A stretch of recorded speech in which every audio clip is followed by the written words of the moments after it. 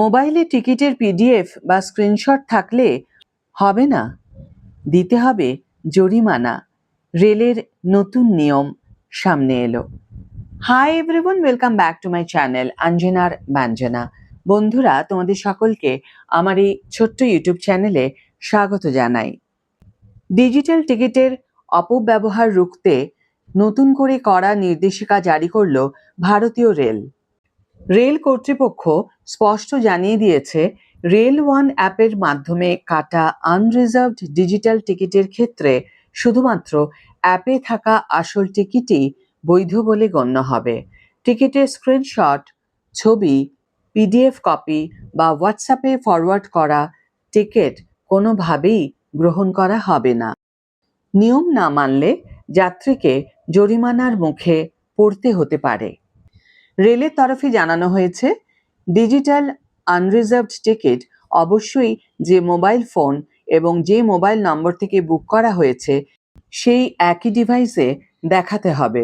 Ticket পরীক্ষকের কাছে ticket যাচাইয়ের সময় রেল ওয়ান অ্যাপ খুলে মূল টিকিট দেখানো বাধ্যতামূলক। অন্য কোনো মাধ্যমে সংরক্ষিত বা শেয়ার করা টিকিট বৈধ হিসাবে গণ্য হবে না। সম্প্রতি ছত্তিশগড়ে একটি ঘটনার পরই এই নির্দেশিকা নিয়ে ফের স্পষ্ট বার্তা দিয়েছে রেল। কারবা বিশাখাপত্তনম লিঙ্ক এক্সপ্রেসে ট্রেন নাম্বার 18517 কারবা থেকে রায়পুরগামী এক মহিলা যাত্রীকে জরিমানা করা হয়। টিকিট পরীক্ষার সময় তিনি হোয়াটসঅ্যাপে পাওয়া টিকিটের একটি স্ক্রিনশট দেখান।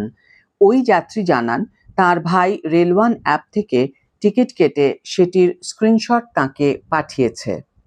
তদন্তে টিকিট পরীক্ষক দেখতে পান, ট্রেনটি করবা স্টেশন থেকে বিকেল 4:10 ছেড়ে যাওয়ার পর বিকেল 4:45 টিকিটটি কাটা হয়েছে।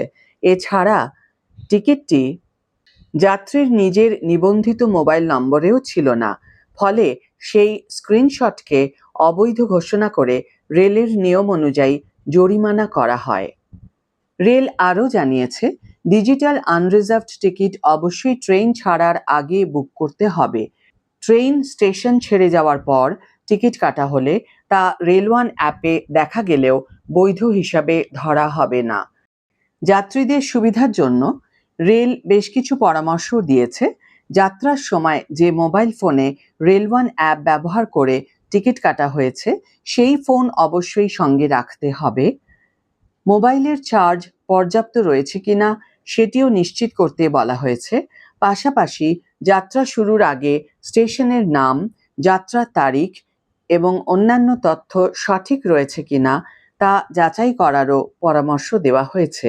রায়পুর ডিভিশনের সিনিয়র ডিভিশনাল কমার্শিয়াল ম্যানেজার অর্থাৎ ডিসিএম অবধেশ কুমার ত্রিবেদী জানিয়েছেন, রেল ওয়ান অ্যাপে বুক করা আনরিজার্ভড ডিজিটাল টিকিট তখনই বৈধ হবে যখন সেটি বুকিংয়ের সময় ব্যবহৃত একই মোবাইল ফোন এবং নিবন্ধিত নম্বরে থাকবে।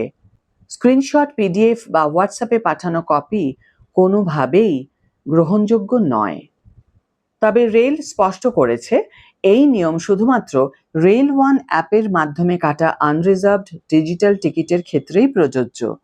সংরক্ষিত বা রিজার্ভেশন টিকিটের ক্ষেত্রে এই নিয়ম কার্যকর হবে না, কারণ সেই ক্ষেত্রে সরকারি পরিচয়পত্রের মাধ্যমে যাত্রীর পরিচয় যাচাই করা হয়।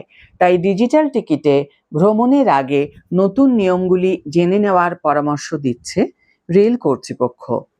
আজকের ভিডিও এখানেই শেষ করছি বন্ধুরা। ভিডিওটি যদি কার্যকর বলে মনে হয়ে থাকে তাহলে অবশ্যই একটি ছোট্ট করে লাইক দিও, শেয়ার করো বন্ধুদের সাথে, কমেন্ট করে জানিও তোমাদের মতামত। যারা এখনো আমার চ্যানেলটিকে সাবস্ক্রাইব করোনি তারা অবশ্যই চ্যানেলটিকে সাবস্ক্রাইব করে আমার পাশে থেকো। আর যারা অলরেডি সাবস্ক্রাইব করে দিয়েছো তাদের প্রতি আমার অনেক ভালোবাসা এবং অনেক ধন্যবাদ। আজ তাহলে বিদায় বন্ধু, দেখা হবে পরের ভিডিওতে। ভালো থেকো, সুস্থ থেকো, সঙ্গে থেকো।